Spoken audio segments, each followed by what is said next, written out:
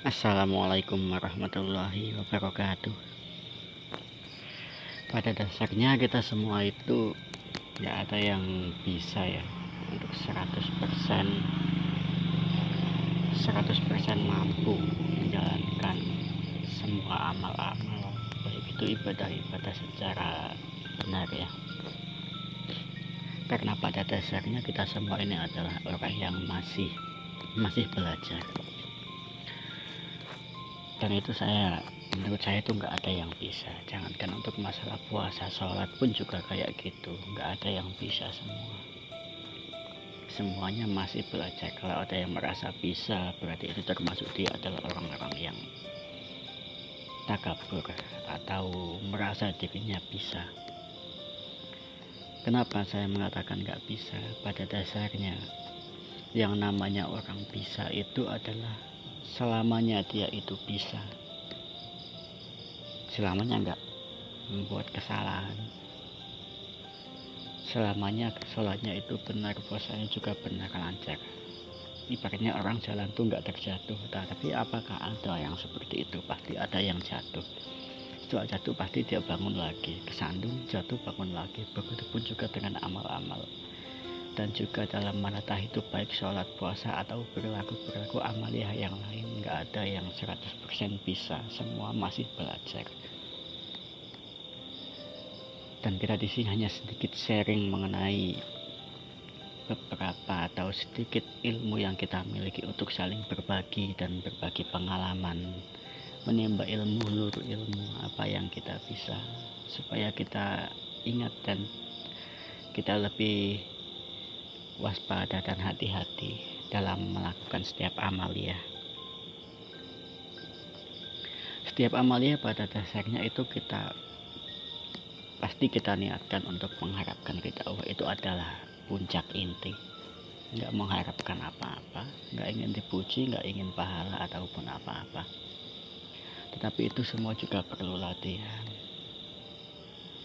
kedewasaan berpikir untuk bisa ibadah dan beramal dengan ikhlas, dengan mengharapkan ridho dari Allah, itu perlu latihan. Itu kalau orang yang mengharapkan ridho Allah adalah orang yang belajar untuk bersikap dewasa dan berpikir dewasa.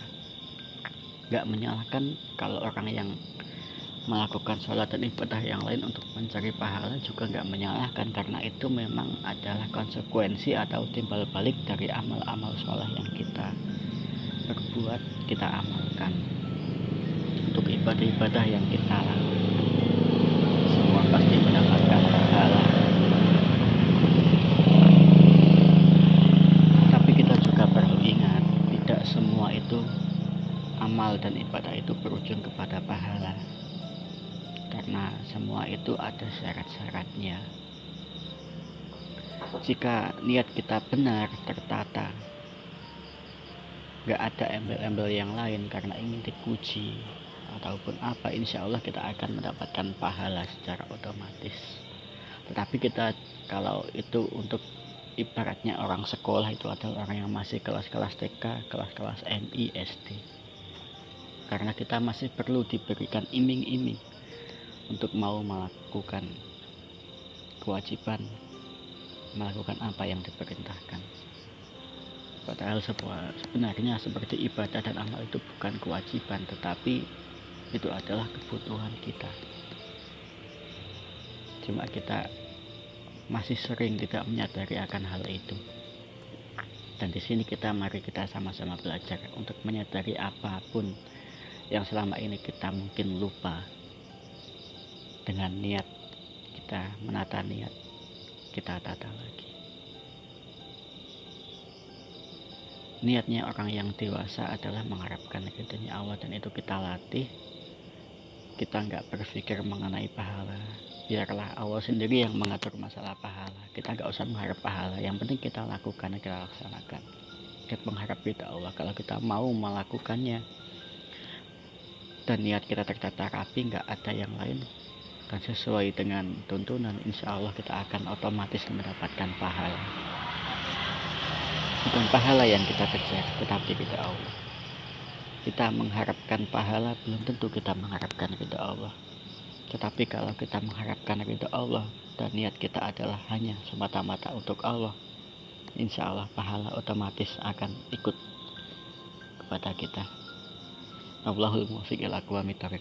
Wallahu a'lam bishawab. Assalamualaikum warahmatullahi wabarakatuh.